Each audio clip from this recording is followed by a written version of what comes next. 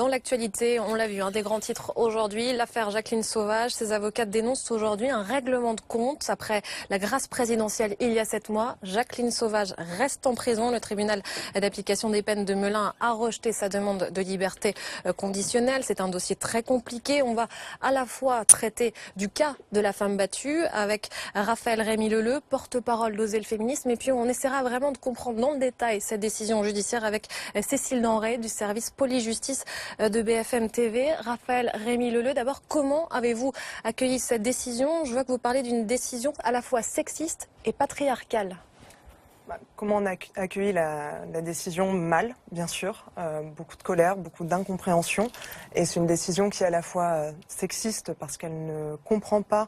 Et quand on a la lecture du jugement, on a des mots qui sont très durs envers Jacqueline Sauvage, qui est une victime.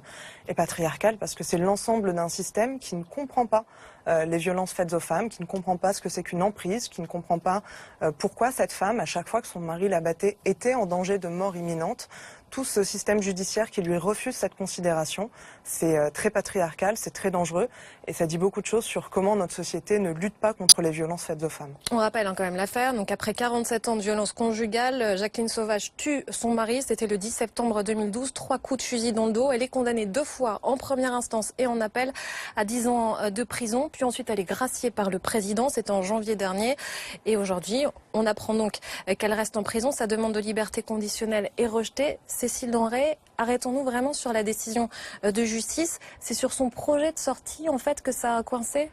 Exactement. En fait, cette décision, elle est très argumentée par le juge d'application des peines de Melun, qui considère, eh bien, sur 15 pages, il détaille sa décision, que Jacqueline Sauvage ne peut prétendre vivre à proximité des lieux des faits, puisque son projet de vie, c'était d'aller emménager chez une de ses filles qui vit dans le Loiret, pas loin de là où elle a tué son mari. Et donc ça, pour le juge, ça n'est pas possible, compte tenu des soutiens dont elle bénéficie sur place et de la médiatisation des faits, ce qui risquerait de la conforter dans une position victimaire. Voilà les mots employés par le juge. En fait, il veut qu'elle intensifie son travail de réflexion sur son passage à l'acte et son travail psychologique. Pour le juge, ça ne peut se faire visiblement qu'en détention.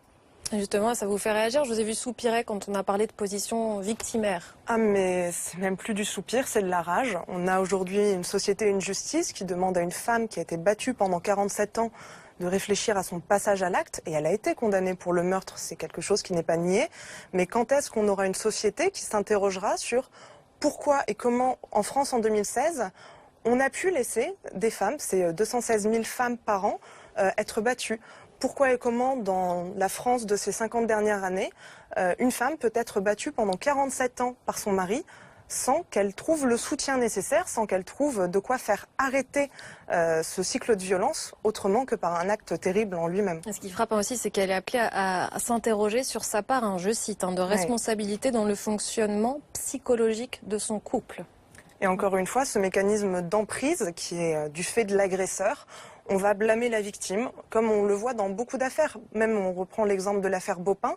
On ne s'est pas demandé ce qui a conduit cet homme à devenir un agresseur, quelles sont les conditions qui font qu'aujourd'hui la société crée des agresseurs. Par contre, on dit pourquoi les femmes n'ont pas porté plainte, pourquoi elles n'ont pas agi plus tôt, pourquoi elles n'ont pas parlé. Mais restons sur l'affaire Sauvage, justement. Qu'est-ce qu'on peut faire? On parle de ces femmes, là on parle de 47 ans d'enfer conjugal. C'est souvent des années comme ça, sans pouvoir parler. Il faut revoir l'encadrement. Vous y travaillez, l'entourage de ces femmes? Il faut revoir les moyens consacrés à la lutte contre les violences faites aux femmes. Puis c'est aussi une véritable question de volonté politique, une question de moyens, d'accompagnement, de structure. Et l'affaire Sauvage, typiquement, aller dire à des femmes aujourd'hui qui sont battues, qui sont dans des cycles de violence, quand elles se prennent aussi dans la figure toute cette violence médiatique symbolique d'une femme à qui on demande de réfléchir à ce qui s'est passé alors qu'elle a été la victime pendant 47 ans, on ne crée pas les conditions pour lutter contre les violences faites aux femmes. Oui, il y a un message qu'on envoyé aux femmes battues aujourd'hui. Oui, on culpabilise encore une fois les femmes battues plutôt que de s'interroger sur ce qui conduit des hommes à être des agresseurs, comment prévenir et comment punir ça. Mais je repose ma question, qu'est-ce qui fait qu'on va se taire pendant 47 ans ?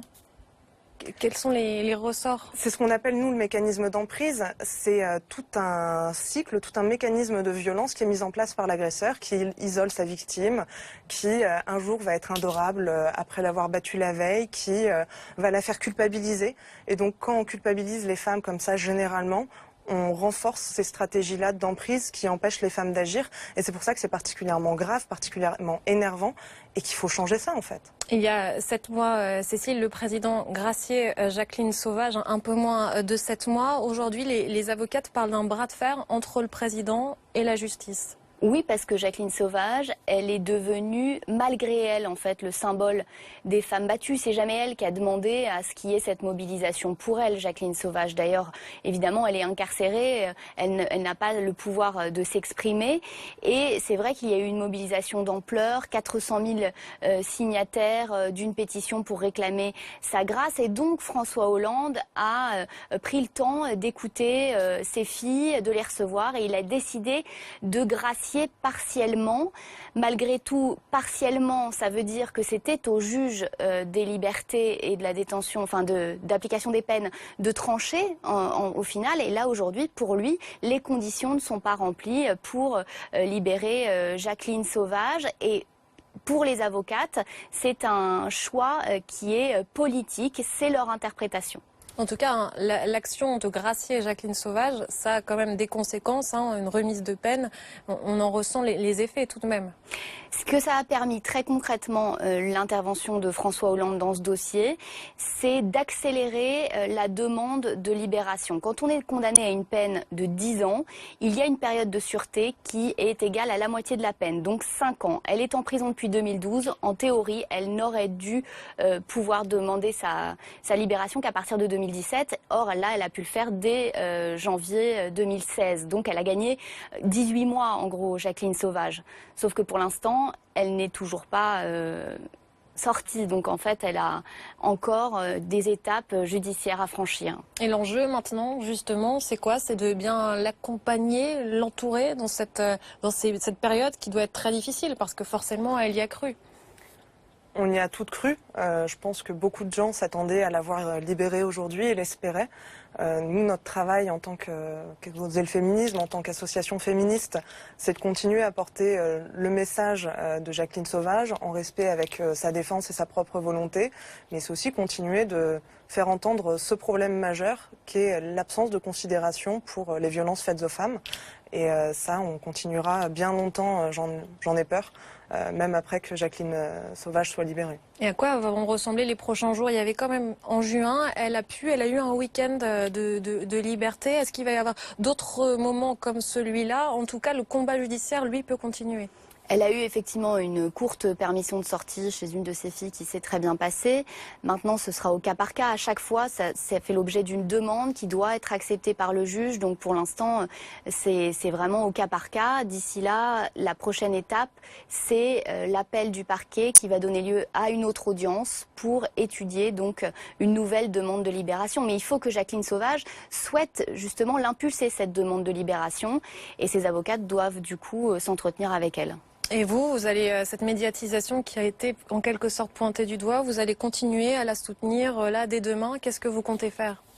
Déjà sur le fait que la médiatisation soit pointée du doigt, c'est vraiment une arnaque, une imposture. C'est quelque chose qu'on essaye de nous vendre, de faire entendre, qui culpabilise à la fois les victimes et les féministes qui les soutiennent. Ça veut dire que la responsabilité des 416 000 femmes battues chaque année pèserait sur les féministes, que les 84 000 viols par an en moyenne pèsent sur les féministes, que le réchauffement climatique pèse sur les féministes. Enfin, là, c'est vraiment de la mauvaise foi et une stratégie de culpabilisation qui est grave et que nous, on dénonce. Et donc, nous, en accord avec la défense de Jacqueline Sauvage et ce qu'elle souhaite elle-même, on continuera la médiatisation, on continuera de parler de son affaire, mais ce qu'on continuera de toute façon, c'est de parler des violences faites aux femmes et des situations ubuesques dans lesquelles on se retrouve face à cette justice aujourd'hui qui ne comprend pas comment ça fonctionne et qui ne réagit pas en conséquence. Un combat donc qui continue rapidement. Cécile Denray, on parlait d'une légitime défense présumée pour les femmes battues. Ça en est où? C'est pas un débat qui est réellement ouvert en France. Il y a certains parlementaires, notamment Valérie Boyer, qui ont parlé de cette présomption de légitime défense, un dispositif qui existe au Canada, qui fait qu'une femme, dès l'instant où elle est battue, où elle est victime de violence, on estime au Canada qu'elle est en permanence en état de mortel, de risque mortel, et donc si elle agit sur son mari, on considère qu'elle est en situation de légitime défense. En France, on n'est pas du tout dans ce système-là. Et de toute façon, Jacqueline Sauvage, elle n'a pas du tout été considérée comme étant en état de légitime défense.